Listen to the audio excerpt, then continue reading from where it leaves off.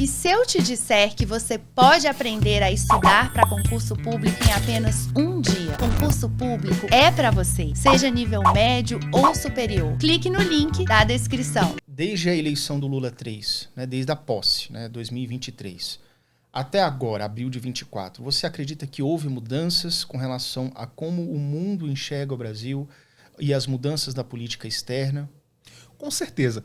Nós, Ranking dos Políticos, a gente tem uma área de inteligência onde fazemos pesquisas dentro do parlamento para observar tendências da política brasileira em vários aspectos. Então fizemos observância sobre reforma tributária, reforma administrativa, visão sobre o próprio governo Lula e fizemos mais recentemente, no mês passado, a visão dos parlamentares sobre a política externa do governo Lula. E quando a gente observa os resultados, a gente vê que é uma catástrofe a política externa do governo Lula. A bem da verdade, o presidente Lula tem perseguido o seu prêmio Nobel, que talvez seja o Nobel da Paz, que talvez seja o seu grande troféu de vida, né? Aquilo para concluir a sua carreira, e para isso foi falar ou se meter em conflitos que não eram da alçada. A gente precisa lembrar, o Brasil tem muitos problemas domésticos, acima de tudo. O Brasil vive enormes problemas domésticos. Então, ao invés de buscar resolver os problemas domésticos, foi querer se meter onde não deve, ainda se meter de uma forma errada. Então, o governo Lula vai até a Rússia para meter o bedelho ali no conflito Rússia e Ucrânia. O parlamento viu isso com extremos maus olhos. Mais recentemente, o governo, o presidente Lula, num país africano, na sua rodada de viagens à África, ele fala o que fala sobre Israel, né, e a defesa do Hamas, né, e da Palestina. Isso, mais de 70% do parlamento viu isso com extremos maus olhos. Né? Isso é até um número perigoso, porque 70% do parlamento se faz impeachment de presidente. Então, é um número muito assombroso para uma escalada de um político brasileiro. Sim. Mas ele comprou a briga, falou, não, acredito que tenha falado até sem pensar, mas depois ele e o próprio governo mantêm aquilo que falaram, né, comparando os judeus ao próprio nazismo. Foi uma fala completamente errática nesse sentido. E isso, com dados científicos, nós do Ranking mostramos que isso foi visto com extremos maus olhos dentro do parlamento brasileiro. Essa semana, nós do Ranking estivemos na Embaixada de Israel, conversamos com o embaixador de Israel, que também mostrou grandes preocupações, principalmente da aliança hoje do Brasil com o próprio Irã. Eles não enxergam motivações, o que faz o Brasil se aliar a um país como o Irã, já que o Irã não tem matéria-prima, não tem incentivo, não é um grande comprador de produtos e insumos brasileiros, e ao mesmo tempo o Irã está ameaçando atacar Israel. Então por que essa aliança repentina? Então temos aí o Brasil, historicamente o Brasil ele é um player internacional de mediação. Nós tivemos isso é uma coisa histórica, né? É histórico. Oswaldo Aranha, ele, grande diplomata brasileiro, ele garantiu que o Brasil fosse o primeiro a discursar na Assembleia Geral da ONU até hoje, por conta dessa tradição brasileira de ser o grande mediador de conflitos internacionais. Mas a partir do momento que o Brasil se coloca num lado, num polo de uma guerra ou de um conflito, a gente está comprando uma briga que inclusive não é nossa. O Brasil deveria ser mediador, não deveria ser ali um agregador de um polo ou outro. Mas o presidente Lula, tentando se colocar de alguma forma internacional, faz suas escolhas de maneira errada, à revelia do mundo. Então é bem preocupante a nossa posição geopolítica nesse momento. Entendi.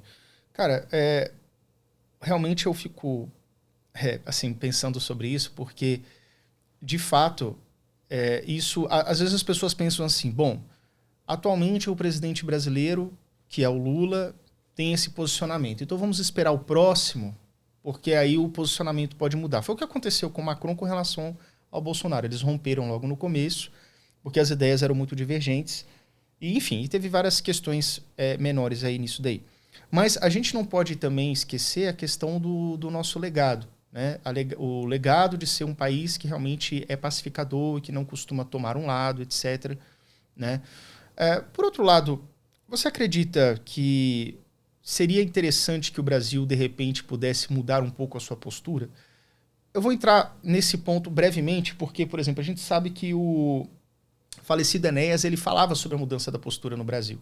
né? Ele até defendia a questão da bomba atômica e tudo, que muita na época as pessoas davam risada, achavam que era um cara galhofeiro e tudo. Mas, no fundo, eu não deixo de concordar com ele na essência, no sentido de você é respeitado pelo poder ameaçador que você tem. Do tipo assim, olha, um país que não tem um exército, que não tem um poderio militar, ele dificilmente vai ser respeitado ou pelo menos temido pelos seus inimigos, ou não, né? Às vezes ele não tem inimigos, no caso. Pelo menos eu acho que o Brasil não tem inimigos até o momento. Mas eu acho que, de repente, a posição de liderança do Brasil poderia ser maior se ele tivesse, por exemplo, um exército mais bem equipado, uma presença militar maior, ou começasse a se posicionar de alguma forma. O que você pensa sobre isso?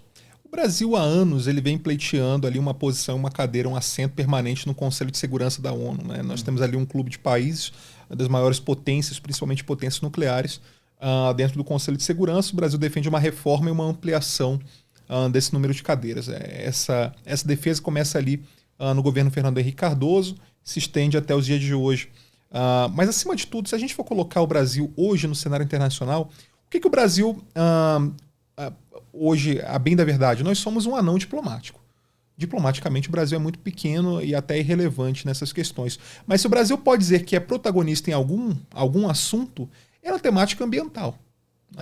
O Brasil, se o Brasil dá um show internacionalmente hoje, é na temática ambiental em todos os aspectos. Mas a Amazônia está sendo desmatada, mas isso está sendo feito. Mas olha, a gente tem tecnologia de prospecção de petróleo em rios e mares, sem devastação. Sem devastação. Exato. Nosso grande potencial hoje energético são as hidrelétricas, energia através do rio, né? O Brasil hoje ele tem tecnologia do agro, onde se faz até com reflorestamento, então sem prejudicar o meio ambiente. Então o Brasil hoje dá show internacionalmente na questão ambiental e tinha tudo para justamente ser um grande ator nessa temática ambiental. Uhum. Foi um caminho que ali o presidente Lula até escolheu no início do seu governo 3, né, do seu terceiro mandato, para o Brasil percorrer para se colocar diante do mundo. Ele vai até a França, inclusive, lá num show na Torre Eiffel, coloca o Brasil ali nesse debate. Trouxe a reunião da COP30 no Pará, que vai ocorrer. Reunião do G20 dos BRICS também vai ser no Brasil. O grande debate é a transição energética e, inclusive, o Congresso Nacional hoje, se nós formos olhar as pautas que estão sendo debatidas, a maior parte é de transição energética. É verdade. Então, o Brasil a gente está falando de mercado de carbono, onde projetos de mercado de carbono, onde a gente cede crédito de carbono para grandes empresas. A gente está falando do projeto do combustível do futuro, então já adotando novas tecnologias para se utilizar na questão de combustível. Hoje o Brasil ele é campeão mundial no etanol, né? Mas a gente está falando de metanol verde, de hidrogênio verde, de várias formas ali de utilização também de novos combustíveis e desenvolvimento desses novos combustíveis. E quando eu digo novos combustíveis, eu também não estou dizendo só para carro. A gente está falando de querosene de aviação, a gente está falando de combustível para navios de grande porte que também podem vir e gastar menos e ter maior até efetividade nesse transporte de cargas. Então a gente está falando de comércio internacional também. Sim. Então o Brasil, nesse momento, daria um show nessa questão ambiental e se colocaria para o mundo como um grande player dentro do debate ambiental. Se a gente tem algo de bom para mostrar para o mundo, seria nessa seara. Só que, ao mesmo tempo, a gente percorrer esse caminho belicista, ou se colocando em polos de guerra, quando a gente não tem nem força expressiva para entrar numa guerra, ao meu ver, é até ridículo da parte do governo brasileiro. Não é a melhor estratégia no momento. Não é. De fato, não é.